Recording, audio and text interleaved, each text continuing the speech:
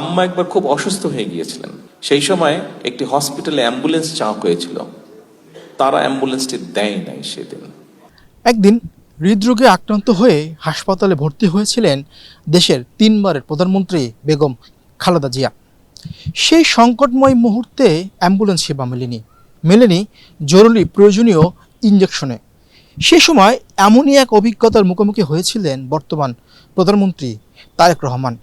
সময় বদলেছে, সে বেগম খালেদা জিয়ার সন্তান আজকে দেশের প্রধানমন্ত্রী হয়েছেন।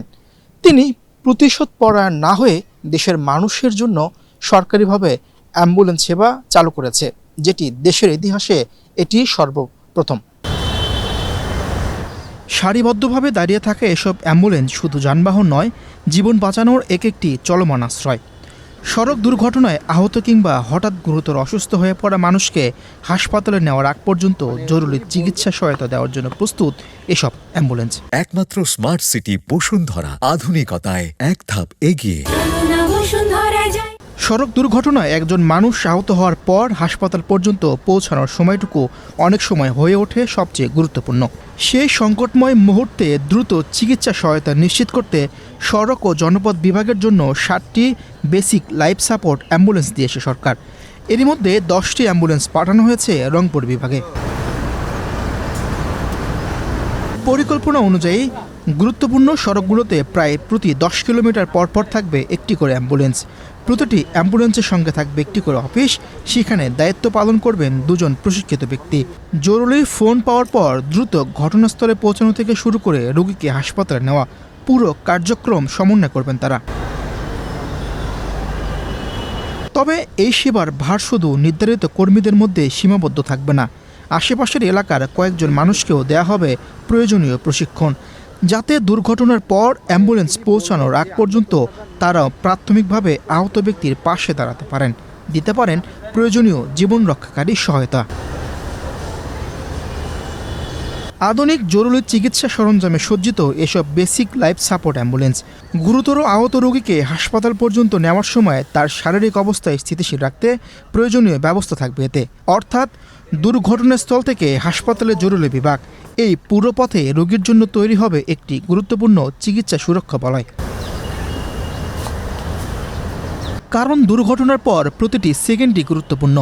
দ্রুত অক্সিজেন, প্রাথমিক চিকিৎসা কিংবা প্রয়োজনীয় লাইফ সাপোর্ট পাওয়া গেলে অনেক ক্ষেত্রেই সংকটাপন্ন রোগীর জীবন বাঁচানোর সুযোগ তৈরি হয়। একটি দুর্ঘটনা মুহূর্তে একটি পরিবারকে করে দিতে পারে অসহায়, কিন্তু সময়মতো চিকিৎসা সহায়তা পৌঁছালে বদলে যেতে পারে সেই গল্পের শেষটা।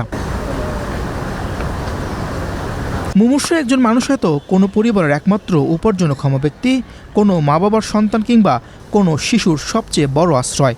তাকে দুর্ঘটনাস্থল থেকে নিরাপদে হাসপাতালে দরজা পর্যন্ত পৌঁছে দেওয়ার এই উদ্যোগ তাই শুধু একটি পরিবহন ব্যবস্থা নয়, এটি জীবন রক্ষার একটি গুরুত্বপূর্ণ বিনিয়োগ। তবে অ্যাম্বুলেন্স সরবরাহের পাশাপাশি এর কার্যকর ব্যবস্থাপনা ও নিয়মিত তদারকি নিশ্চিত করার উপরও জোর দিচ্ছেন বিশেষজ্ঞরা। আমাদের সর্বপর্যায়ের সব মানুষেরই আসলে স্বাস্থ্যসেবা এটা নিশ্চিত করতে হবে। এটা একটা প্রাইমারি নিড, এটা বেসিক নিড।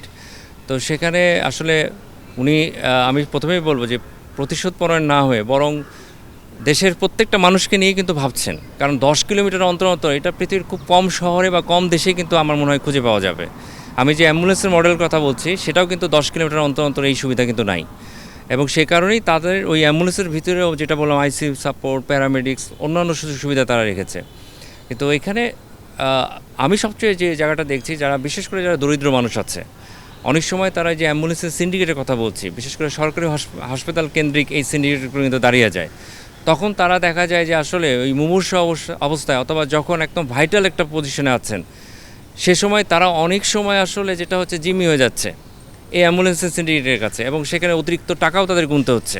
কেন ওই সময়টায় অনেকেই কিন্তু আসলে সুযোগ খুঁজতে থাকে, যেহেতু আপনার জীবন মরণ সংকটে আছেন, সেই সময় কিন্তু আসলে সুযোগটা নেয় অনেকে। তো সে জায়গায় সরকারের উদ্যোগে যেহেতু এটা নেওয়া, আমি আশা করব যে কোনোভাবেই যেন এটা কোনো সিন্ডিকেটের দৌরাত্ম্যের মধ্যে না পড়ে যায়।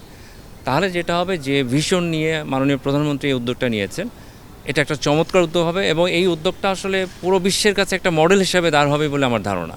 বিশেষজ্ঞদের মতে শুধু অ্যাম্বুলেন্সই থাকলেই হবে না, দুর্ঘটনার খবর পাওয়ার পর দ্রুত ঘটনাস্থলে পৌঁছানো, প্রশিক্ষিত জনবল, সার্বক্ষণিক সমন্বয় এবং হাসপাতালগুলোর জরুরি চিকিৎসা সক্ষমতা সবকিছু একসঙ্গে কার্যকর করতে হবে। আমরা সরকারিভাবে 10 কিলোমিটার অন্তর অন্তর এইভাবে একটা রেডিয়াসের মধ্যে যে সেবা দেওয়ার যে একটা উদ্যোগ, এটা অতীতে কিন্তু আমরা দেখিনি।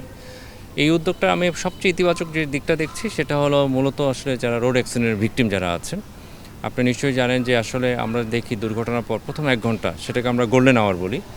এই সময়ের মধ্যে যদি আমরা ভিকটিমকে আসলে রেস্কিউ করে ট্রমা সেন্টার বা হসপিটালে নিতে পারি, তার বেঁচে ফেরার একটা বড় সুযোগ তৈরি হয়। সড়কে দুর্ঘটনার পর দ্রুততম সময়ে চিকিৎসা সহায়তা নিশ্চিত করা গেলে কমানো সম্ভব দুর্ঘটনাজনিত মৃত্যুর সংখ্যা। একই সঙ্গে দেশের জরুরি স্বাস্থ্যসেবায় তৈরি হতে পারে নতুন একটি দৃষ্টান্ত। সরকারের এই উদ্যোগ সঠিক পরিকল্পনা, দক্ষ ব্যবস্থাপনা ও কার্যকর তদারকির মাধ্যমে বাস্তবায়িত হলে শুধু সড়ক দুর্ঘটনায় মৃত্যুর হার কমানোই নয়, আরও শক্তিশালী হতে পারে দেশের জরুরি স্বাস্থ্যসেবা কাঠামো। একজন মুমূর্ষ রোগীকে যেখানে হাসপাতালে নিয়ে যাওয়ার জন্য অপেক্ষা করতে হতো অ্যাম্বুলেন্সের জন্য, সেখানে সরকারিভাবে চালু হওয়া এসব অ্যাম্বুলেন্স থাকবে 10 কিলোমিটার পর পর করে।